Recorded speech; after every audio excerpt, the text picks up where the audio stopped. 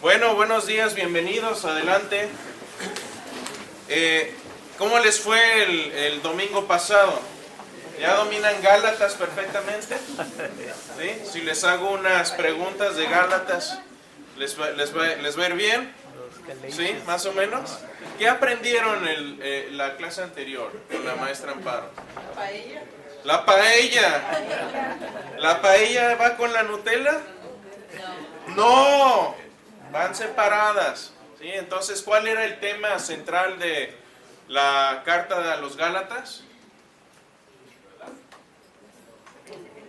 Era exhortar para no mezclar. Se estaban desviando del Evangelio, ¿no? Le estaban agregando, lo estaban corrompiendo, estaban judaizando, ¿sí?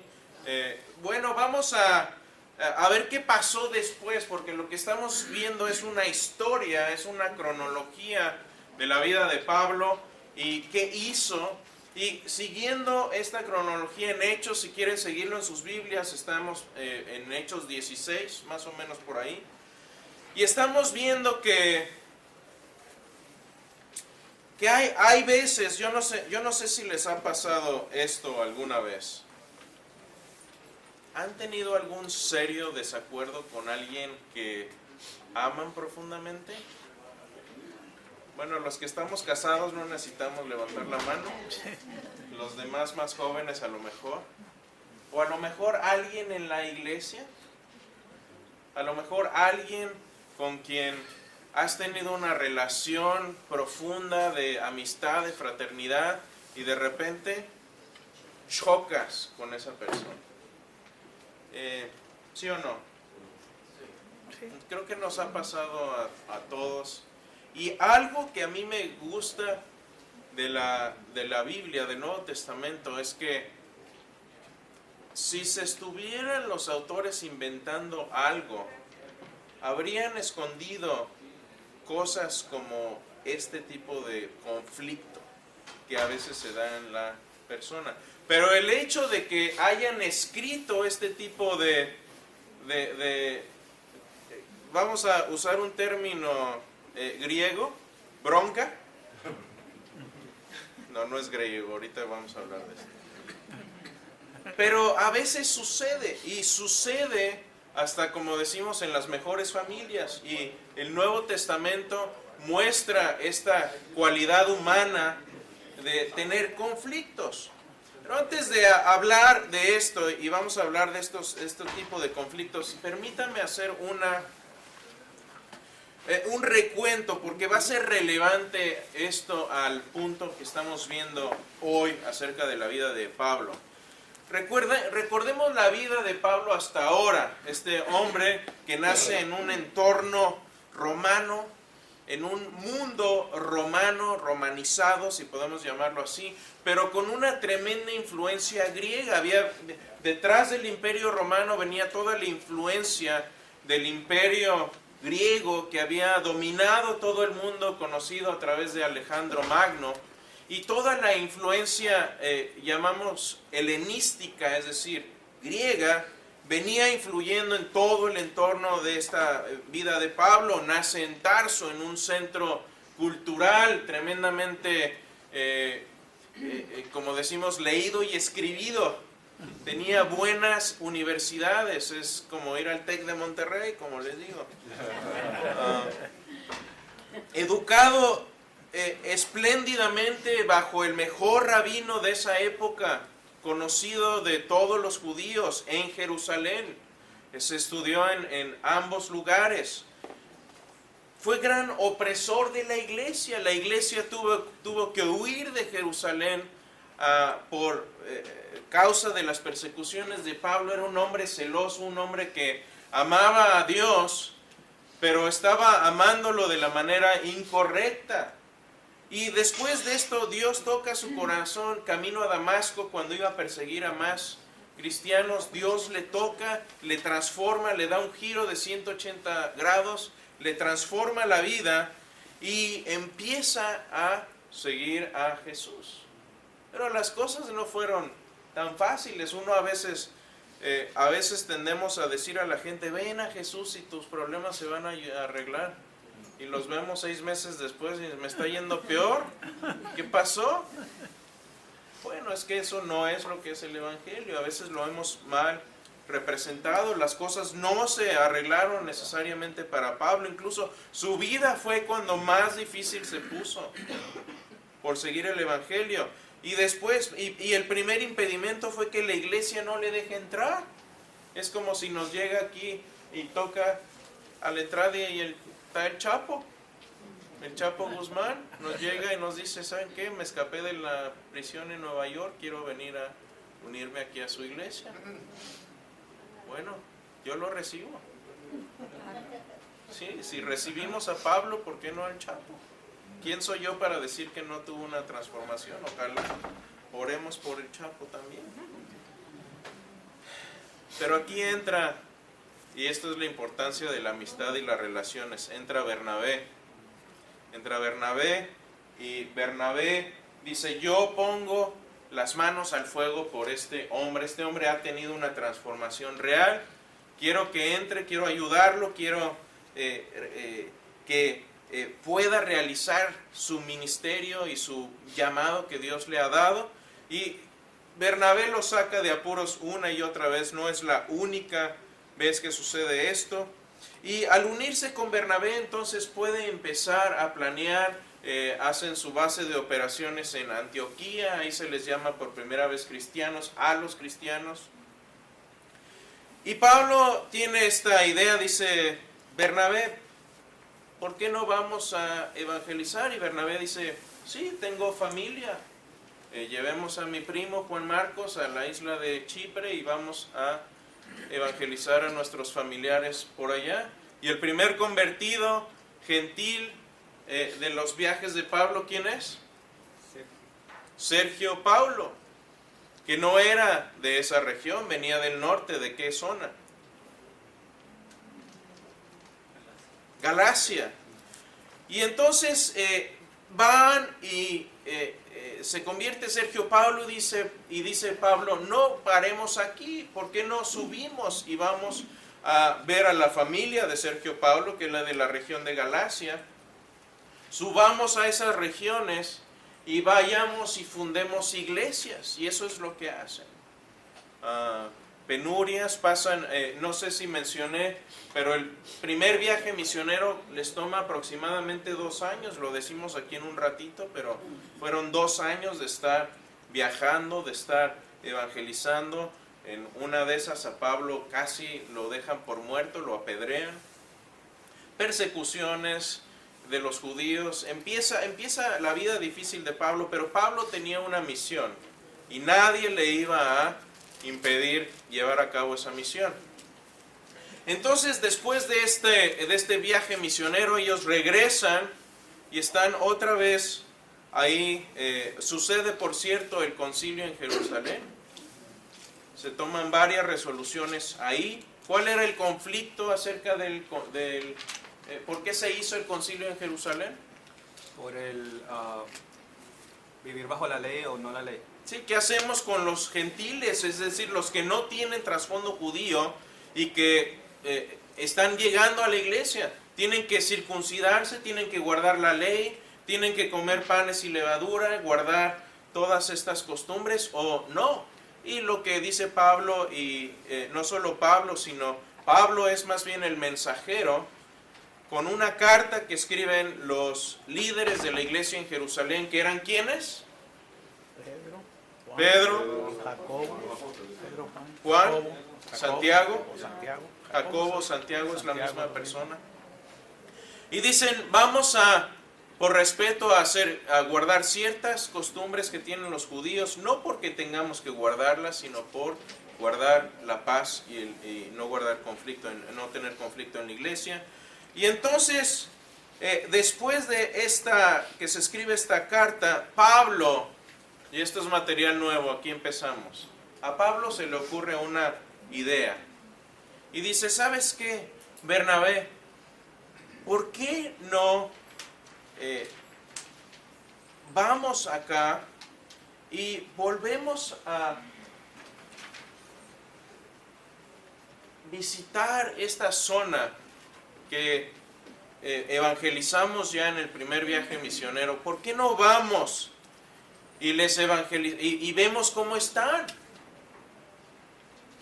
Vemos si siguieron nuestras enseñanzas o no. Sí, a lo mejor necesitan una palabra de ánimo. A lo mejor les quedó alguna duda del Evangelio y tienen preguntas. ¿Por qué no volvemos y hablamos con ellos a ver cómo les está yendo? Y Bernabé dice, sí, cómo no, ¿por qué no llevamos a mi primo Juan Marcos y vamos a hacer otro viaje? Y Pablo dice, ¿qué? ¿Juan qué? No, yo con yo ya no doy un solo paso. Y se arma, en griego, la palabra bronca. No. Ahorita, y empieza ahí un conflicto entre ambos. Y le voy a llamar conflicto porque eso fue lo que fue. Fue un gran conflicto. De hecho, para que entiendan un poquito la magnitud del problema que tuvieron aquí entre que si llevara a Juan Marcos o no. Que por cierto, Juan Marcos termina escribiendo el primer evangelio. No era cualquier persona. Pero Pablo dice, no es una persona que yo voy a confiarme en estos viajes que son peligrosos. Así que mi traducción de esta palabra, que tuvieron un serio desacuerdo, algunas traducciones utilizan la palabra serio desacuerdo. No sé si sus Biblias tengan alguna otra palabra, si quieren pueden buscar a ver qué otras, de qué otra forma lo traducen. Pero la palabra griega que se utiliza para hablar de esta disensión que tuvieron es parosusmos. Parosusmos. Cuando tú tienes un parosusmos,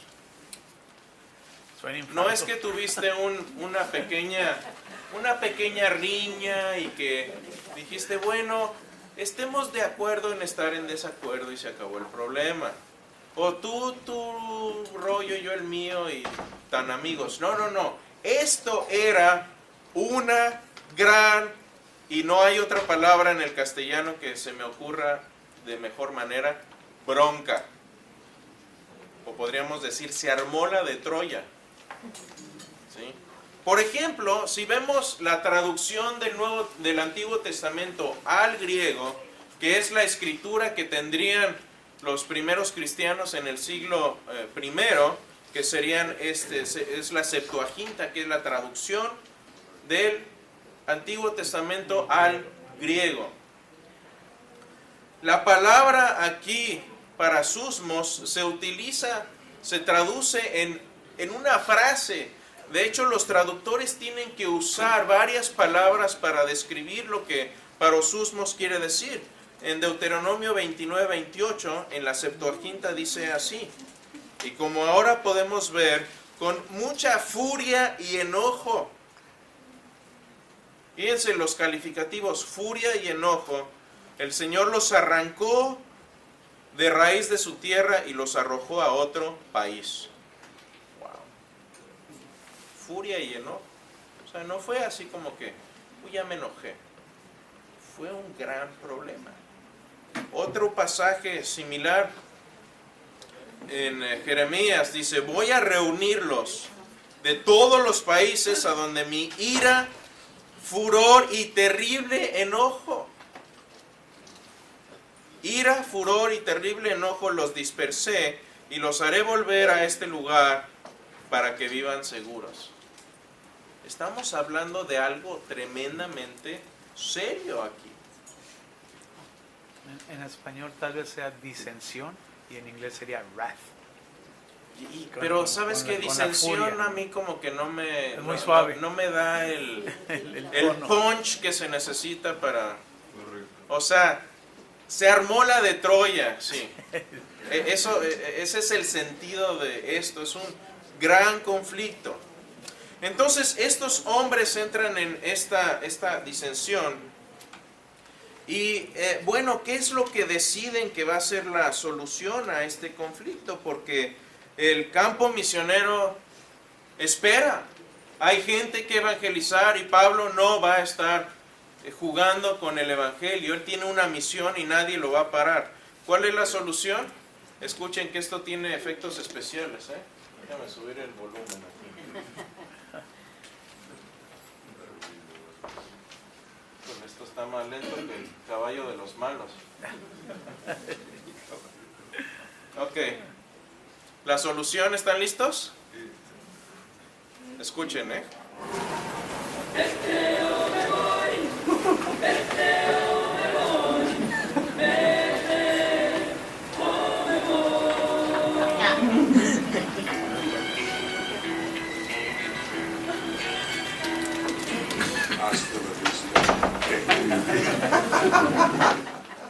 Esa fue la solución. ¿Sabes qué? Tú agarra por tu camino y yo por el mío. No sé quién habrá puesto este meme por ahí, pero dice, vete de vacaciones solo. Así te pasarán cosas que yo no he visto y tendremos algo de qué hablar. Cada quien por su lado. Espero que su esposa nunca les diga esto. No creo que sea muy divertido. Pero deciden ir cada quien por su lado. Entonces se forman dos equipos. Y aquí entra un nuevo amigo de Pablo, un colaborador de Pablo, que en algunos lugares le llaman Silas, en otros le llaman Silvano. Silvano es el nombre latín de Silas, pero es la misma persona. Y entonces Bernabé y Juan Marcos dicen, bueno, volvamos a la isla de Chipre a ver qué es lo que pasa por ahí. Y Pablo y Silas deciden ir entonces a recorrer las iglesias en Galacia. Entonces se hacen dos equipos y así es como resuelven este parosusmos, esta disensión, este problema. Ahora, algo curioso sucede aquí. Aquí cuando seguimos leyendo el Nuevo Testamento, Bernabé desaparece de la escena, ya no se vuelve a mencionar, no volvemos a escuchar de él, pero no del todo. Por ahí, ustedes saben cuándo se escribió Primera de Corintios. Lo he mencionado varias veces. Va a estar en el examen, ¿eh? Hay examen el 22, por cierto, ¿eh? No es cierto, no va a haber examen. ¿Quién sabe? ¿Más o menos? 70. No, mucho antes. Por ahí del 55, 56. Estamos hablando que aquí Pablo acaba de escribir la carta a los Gálatas, la fecha de Gálatas más o menos. 46, 47 más o menos. Entonces estamos hablando de varios años después que Pablo escribe esto en 1 Corintios. ¿O es que Bernabé y yo estamos obligados a ganarnos la vida con otros trabajos? Ahí lo menciona. Entonces no estaba totalmente fuera de escena, y el hecho que lo menciona aquí no significa que esta disensión que tuvo, sí, porque algunos de ustedes a lo mejor dicen, uy, qué mala onda que se pelearon. Bueno, esto yo no creo que haya sido una causa de división permanente, sino un desacuerdo que eventualmente ellos arreglan. Y por cierto, esa es la forma en que creo que debemos arreglar nuestros problemas en la iglesia. Tienes un problema, no vayas con el hermano y empieces a decirle chismes de la otra persona. Habla con él. Es lo que dicta Mateo 18. Tienes un problema con tu hermano, ve y habla con él o ella. Y si no entiende y no te escucha, trae un testigo. Y si no, tráelo con el pastor y los líderes.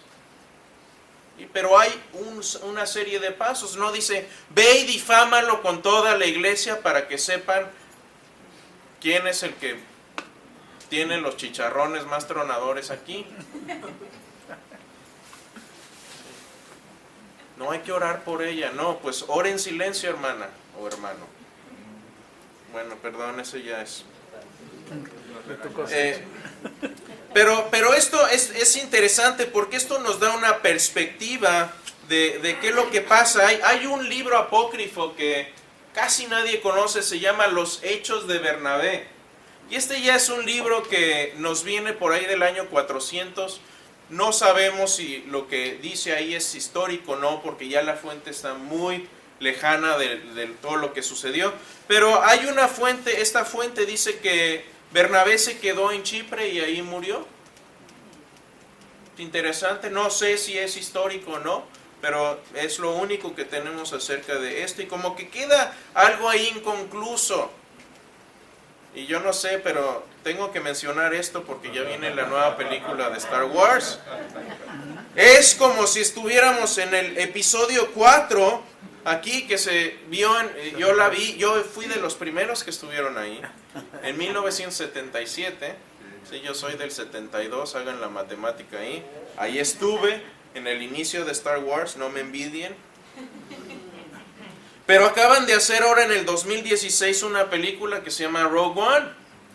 Y esta película es lo que sucede antes de la película de 1977 del episodio 4. Entonces como que nos rellena ahí un vacío. Y creo que es lo mismo que pasa con este pasaje de 1 Corintios 9:6. Yo creo que nos llena el vacío y nos dice, esto no fue una disensión permanente.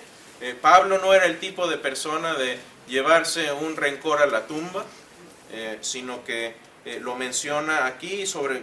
a mí esto me hace pensar que se vieron después y que tuvieron algún arreglo.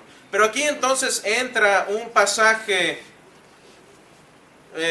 un personaje interesante. Silas se convierte en pieza clave de los viajes de Pablo, sobre todo en este viaje, porque él es uno de los que estaban presentes en Jerusalén cuando se hace la carta que resulta del concilio en Jerusalén. Es decir, para avisar a la gente de Galacia las resoluciones que tomó la iglesia en Jerusalén, había que mandarles una carta y un mensajero. Pablo llevar la carta solo habría sido tal vez suficiente, pero no solo mandaron a Pablo, mandaron a Silas, que era un testigo de lo que sucedió ahí y era como un portavoz de lo que la iglesia en Jerusalén había establecido, y lo acompaña a Pablo, y tenía varias características. Él habría sido una explicación adicional a las iglesias de Galacia acerca del decreto de la carta que se manda a Jerusalén, y no solo eso, la mandaron ellos mismos, la llevaron ellos también a Galacia. Sería un buen colaborador y aparte era escritor también. Si ustedes ven Tesalonicenses, la correspondencia a los tesalonicenses la escribe Silas. Él es el amanuensis. Esa palabreja rara es una palabra antigua para decir es mi secretario estrella el que me escribe mis cartas. Pablo se las dicta. Y este hombre era algo peculiar porque era ciudadano romano, pero no solo eso, tenía un papá griego y una mamá hebrea.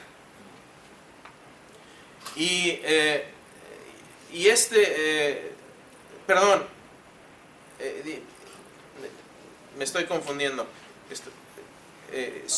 Silas era de trasfondo griego. El que tenía papá griego y mamá hebrea era otro personaje que ahorita vamos a mencionar. Pero se convierte en pieza clave por tener también ciudadanía romana. Y ahorita vamos a ver cómo les ayuda esto. En Listra, cuando van recorriendo y llegan a Listra, ahí se les une otra persona a este viaje misionero. Ahí es donde se convierte nada más y nada menos que Timoteo, que era, les digo, de papá griego y de mamá hebrea. Y a esta época no sabemos exactamente qué edad habría tenido Timoteo para esto, pero habría sido muy jovencito, tal vez unos 18 o 20 años a lo mucho, es lo que la mayoría le calculan. Y lo llevan de camino, y él por cierto, para decidir si tú eras judío en aquel tiempo o no, la genealogía se trazaba a través de la mamá, porque si tienes una mamá judía, quiere decir que tu papá era judío y puedes trazar ahí la línea. Entonces aquí, quiere decir que la mamá tuvo un papá judío. Entonces aquí se unen a se une Timoteo a este grupo y sucede algo interesante. Justo después del concilio de Jerusalén, donde Pablo y los líderes de la iglesia dicen, no es necesario que se circunciden, que guarden la ley, que hagan todo esto, Pablo hace algo muy extraño, le pide a Timoteo que se circuncide. Imagínate a los 18, 20 que te digan, a ver, aquí está tu navajita, dele. No, es serio, esto era algo serio.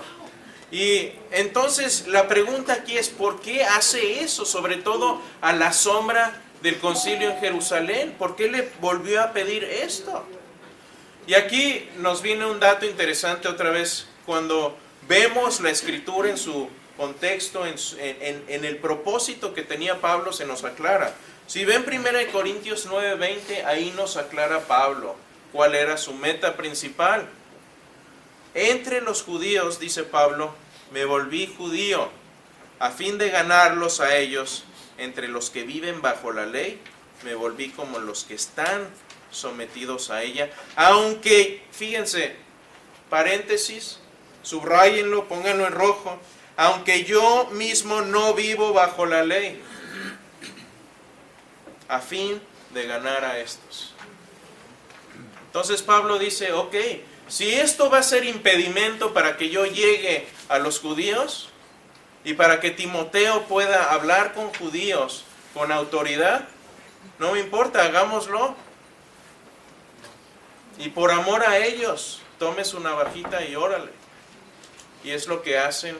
Y finalmente ellos dicen, es más importante la meta que tenemos y llevar a esta gente al Evangelio que nuestra comodidad o no guardar la ley. Dice, la ley tuvo su época, tuvo su tiempo. Estamos en Gálatas hablando de que fue como una nodriza, como un maestro que nos ayudó a llegar hasta cierto punto, pero ya tenemos una mejor ley a través de Jesucristo.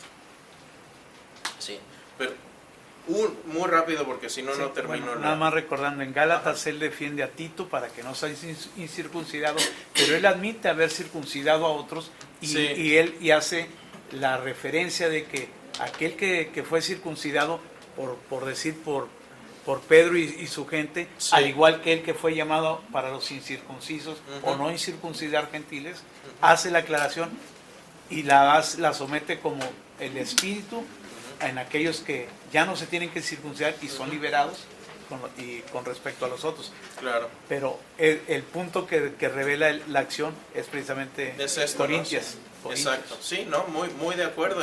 Y Pablo, Pablo tenía esa capacidad de tomar el mismo evangelio sin adulterarlo, sin cambiarlo, sin corroerlo, y ponerlo en una cápsula distinta según su audiencia. Porque si ven el mensaje que vamos a ver después, que da a los atenienses, jamás menciona la historia judía. Es más, y esto es un shock muchas veces para muchos cristianos, les empieza a citar escritores paganos, filósofos griegos, cuando empieza a hablar de este Dios no conocido. Y al final les dice, pero este Dios no conocido, ¿saben quién es?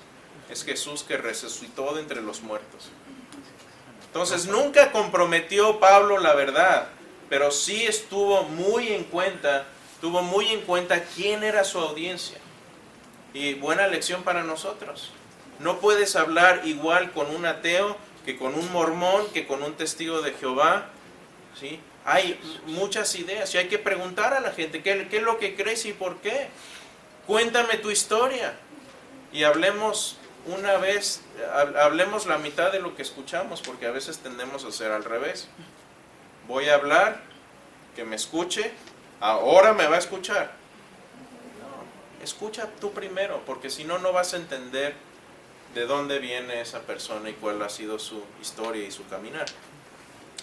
Ahora, Pablo aquí, entonces toman la carta de Jerusalén y dicen, bueno, vayamos y edifiquemos las iglesias que fundamos. Pero ¿saben qué pasa? Que el Espíritu Santo les impide ir a Asia. Ellos tenían el deseo de ir a Asia, No sabemos exactamente en qué forma el Espíritu de Dios les interrumpe el paso para ir allá, pero también les interrumpe el paso para ir a Bitinia. Y si ven esto en un mapa, es como si Dios les estuviera mandando o encajonando a un pasaje estrecho, porque Asia está acá abajo y Bitinia está acá arriba. Entonces como que Dios los está mandando a través de un, ¿cómo se llama? Un canal, ¿cómo se llama los? Embudo. Un embudo, gracias, iba a decir, un embudo. Y dice, bueno, si Dios quiere que vayamos por acá, vamos por acá. Y llegan a un puerto que se llama Troas. Y en Troas sucede algo muy interesante. Les llega por ahí un hombre que venía del área de Grecia, es decir, de Macedonia, es lo que es la actual Grecia. Y esta visión les dice, ¿sabes qué? Pablo, necesitas ir a Macedonia a hablar a la gente allá. Interesante. Entonces Dios utiliza a este varón macedonio, no sabemos quién es, no sabemos de dónde vino, algunos especulan que era un ángel, otros que era un cristiano que estaba ahí, no sabemos quién era, la Biblia no nos lo dice más y yo creo que tenemos que dejarlo ahí. Y dice, ven a Macedonia y enséñanos. Y bueno, así es lo que hace Pablo, y entonces llega aquí a Troas. Y de Troas viajan por barco a una isla que se llama Samotracia. Probablemente cambiaron de barco ahí. Y de Samotracia se van a Neápolis. Y de Neápolis llegan a Filipos. Pero en este viaje sucede algo sumamente interesante porque la narrativa de Hechos cambia. Quiere decir esto que no se van solos. Agarran ahí a alguien.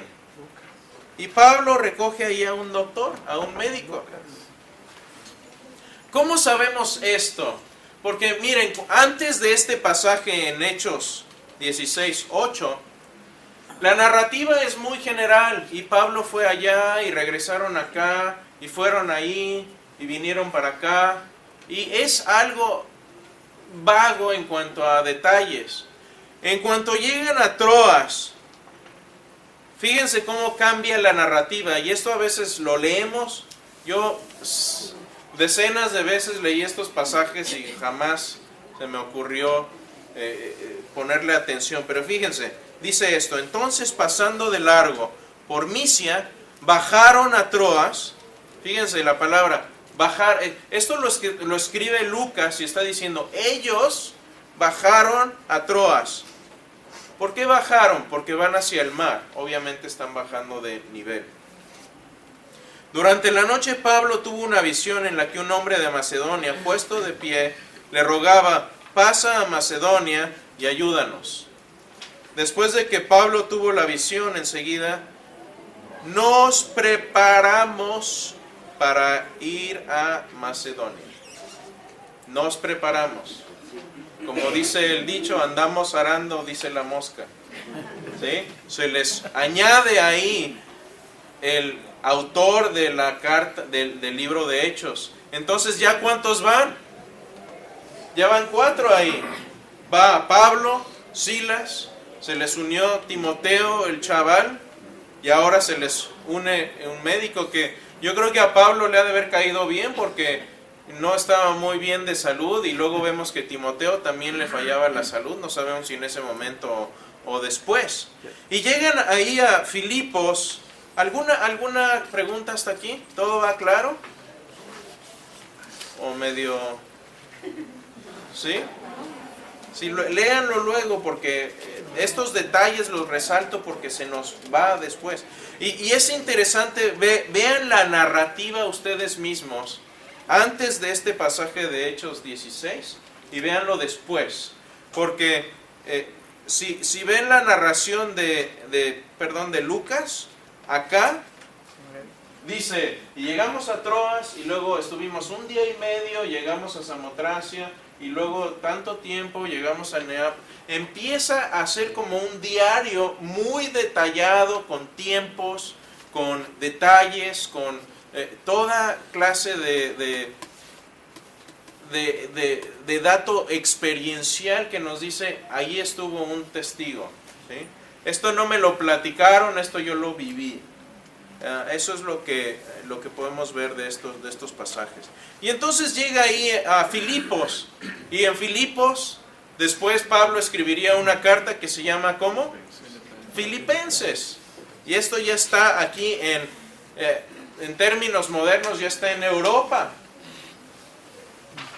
Y cuando llega ahí, dice Hechos 16:14, una mujer llega ahí a un lugar de reunión, y había una mujer que se llamaba Lidia, adoraba a Dios, era de la ciudad de Tiatira, y vendía telas de púrpura. Mientras escuchaba, el Señor le abrió el corazón para que respondiera al mensaje de Pablo. Están ustedes viendo, bueno, no sé si era ahí, esta es una foto nada más, pero están ustedes leyendo acerca de la conversión de la primer persona cristiana en Europa. Posiblemente. Ahora, no sabemos cuándo empiezan los primeros cristianos a llegar en Roma. Es posible que ya hubiera cristianos en Roma en este tiempo. Hay varias teorías, ahí no sabemos exactamente cómo, pero el caso es que por lo menos ella, Lidia, es la primera persona de la que sabemos, de la que tenemos el nombre, que se convirtió en Europa. Y aquí llegan y empieza a suceder algo muy interesante. Bueno, aquí se reunían, si notan esto, se reúnen al lado de un río, porque no había sinagoga en este lugar. Se necesitaba cierta cantidad de varones judíos en una ciudad, me parece que 10, creo que cambió a través del tiempo, para que hubiera una sinagoga de judíos. Y no había quórum suficiente para hacer esto en la ciudad de Filipos, aparentemente. Y ahí se convierte Lidia y se convierte toda su familia. Pero ahí en el camino Pablo se topa con una mujer que tenía espíritu de adivinación. Esto me parece que es un poco vago, y entender la historia y el contexto de aquel tiempo nos ayuda a entender quién era esta mujer. En aquel tiempo había una leyenda de un dragón que se llamaba Pitón. De hecho, de ahí viene el nombre de la serpiente de los pitones. En la casa vivimos con uno. Es un tipo de pitón, se llama ball python. Ball porque se hace en bolita. Y bueno, es mi hija y pregúntenle. Ayer fue la sensación en una fiesta que la llevó, o el horror para algunos. Pero la leyenda dice aquí que había un dragón en la región de Delfi, ahí en Grecia, cerca del monte Parnaso, y que de ahí había una serpiente o un dragón gigante que fue vencida por Apolo. Y entonces ese lugar se convierte en un lugar de adoración a Apolo por haberlos librado de este dragón o serpiente en esta región de Delfi. Y las sacerdotisas que había ahí les llamaban pitonisas. De ahí viene la palabra. Sí.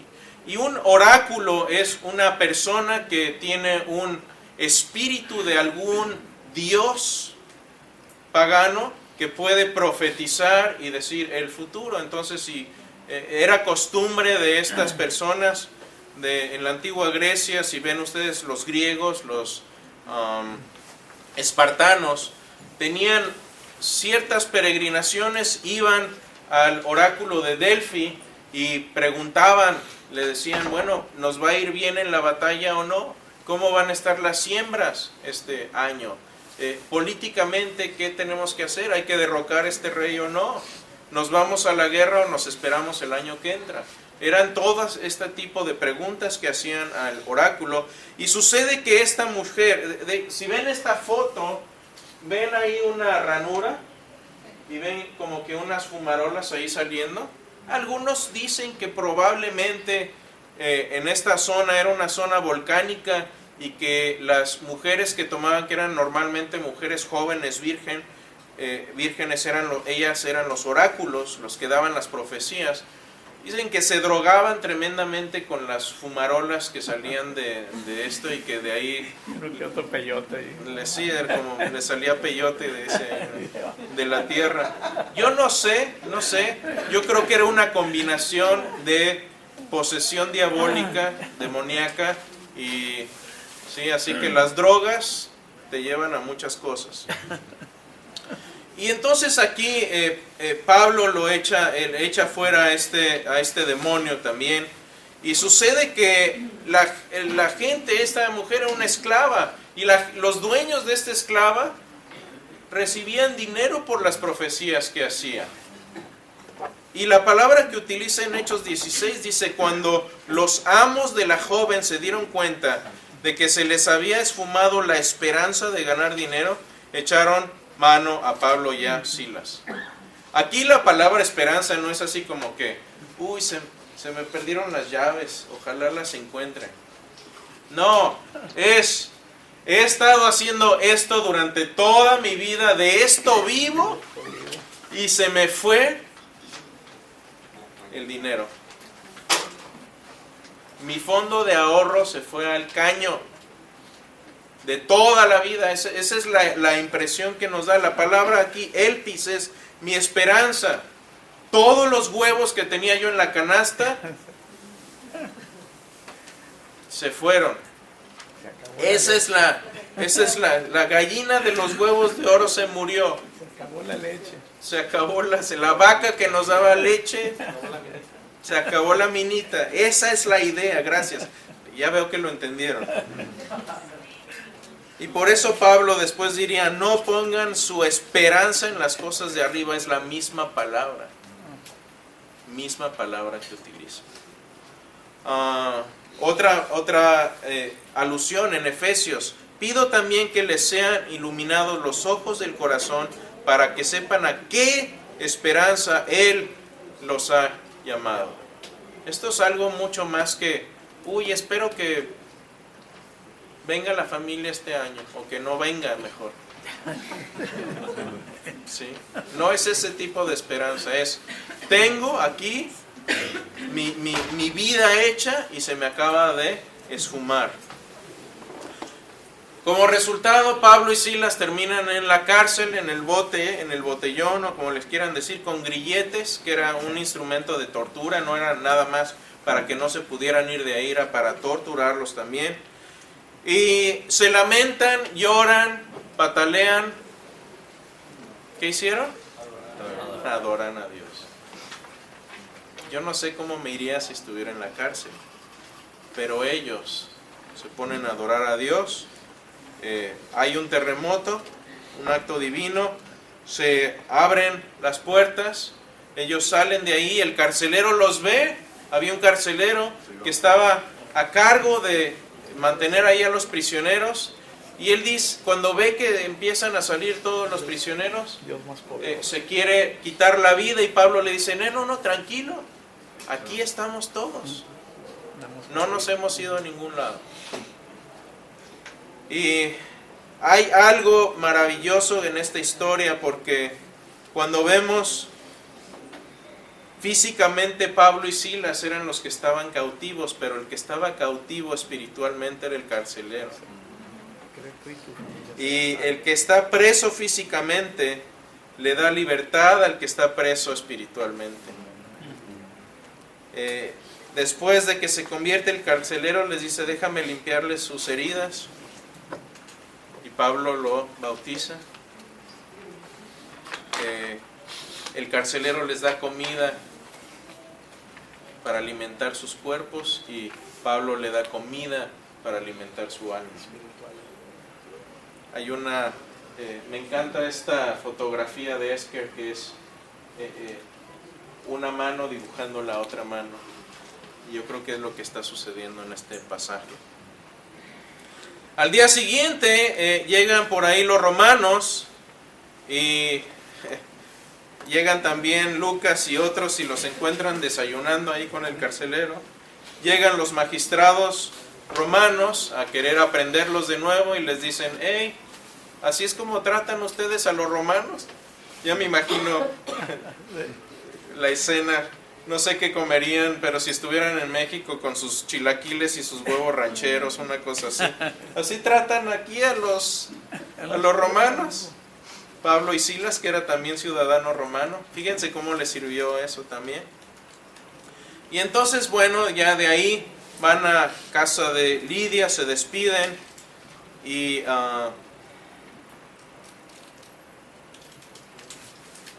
es una maravillosa historia de cómo Dios les libra de la prisión. Después, por el año 61, Pablo escribiría a los filipenses que conoció ahí, obviamente a Lidia, a su casa y a los de la iglesia, y les escribiría este tipo de cosas. En Filipenses 1 les dice, doy gracias a mi Dios siempre que me acuerdo de ustedes. Yo pienso que habría tenido gratos recuerdos. Pido siempre con gozo en cada una de mis oraciones por todos ustedes, por su participación en el Evangelio, en anunciar las buenas nuevas desde el primer día hasta ahora. Quiero que sepan que las circunstancias en que me he visto me han redundado en un mayor progreso del Evangelio. ¿Y saben por qué yo creo que el corazón de Pablo estaba en este estado? Porque Filipenses lo escribe preso desde la iglesia, desde Roma. Pablo estaba preso y recuerda sus prisiones de cuando estaba en Filipos. De tal manera dice que mis prisiones por la causa de Cristo se han hecho notorias en toda la guardia pretoriana, los guardianes más elíticos del emperador romano, en todo el palacio del gobernador y a todos los demás, la mayoría de los hermanos, confiando en el Señor por causa de mis prisiones, tienen mucho más valor para hablar la palabra de Dios sin temor. Algunos a la verdad predican a Cristo, el Mesías, aún por envidia y rivalidad, pero también otros lo hacen de buena voluntad. Estos lo hacen por amor, sabiendo que he sido designado para la defensa del Evangelio. Pues para mí el vivir es Cristo y el morir es ganancia. Entonces esos son los pensamientos que escribe Pablo años después, ya que está preso y listo, casi listo a morir. Vamos a ver después, probablemente no fue el último cautiverio de Pablo. Yo creo que Pablo salió después de esto, antes de morir, y que muere después entre el 64 y el 67. Pero no nos adelantemos. Aquí hay unas lecciones que podemos llevarnos a casa. Sirve, ama y da lo mejor de ti, aunque estés en desacuerdo. Va a haber muchas veces que estemos en desacuerdo con la gente, con nuestra familia, nuestra esposa, nuestro esposo, nuestros hijos. Pero a pesar de eso, debemos servirlos, amarlos y dar lo mejor de nosotros. No dejemos que los desacuerdos se conviertan en odio y que nos terminen destruyendo a nosotros mismos. Tengamos compasión de los más inmaduros. Yo creo que todos están ahí fuera cuando manejamos, todos son inmaduros. Siempre nosotros manejamos mejor que todo el mundo. Yo lo sé, pero seamos pacientes. Y hablo de esta ilustración porque casi que nos transformamos a veces detrás del volante. Aquí todos sentaditos, bien portaditos. Detrás del volante, Cruella de Vil se queda corta. Hay que ser paciente con los demás, con los que consideremos más inmaduros. Y cuidado, porque a veces el más inmaduro es el que está en el espejo. Tengamos cuidado. Y finalmente, las cadenas y la oscuridad no son nada para Dios. A lo mejor estás pasando un momento difícil, a lo mejor en tu vida estás pasando un momento de oscuridad. Y yo cuando pienso en estos momentos y veo la vida de Pablo, que literalmente hace cuando está preso lo que dice en Jeremías 31, Dios convierte el llanto en gozo. Situaciones en las que pensamos que el orden natural es el de ponernos a llorar, solamente a través de la gracia de Dios podemos transformar esos momentos en gozo. ¿Se dice fácil? Sí, es muy fácil. Pero es en esos momentos cuando estamos pasando por valles y por oscuridad, como Pablo pasó muchas veces, que se muestra nuestro carácter cristiano. ¿Y saben qué? Dios se goza en sobremanera cuando tenemos poco de qué estar agradecidos, o creemos que tenemos poco de qué estar agradecidos, y seguimos diciendo, ¿sabes qué, Señor? Estoy en esta situación, pero te sigo amando. En eso el Señor se goza.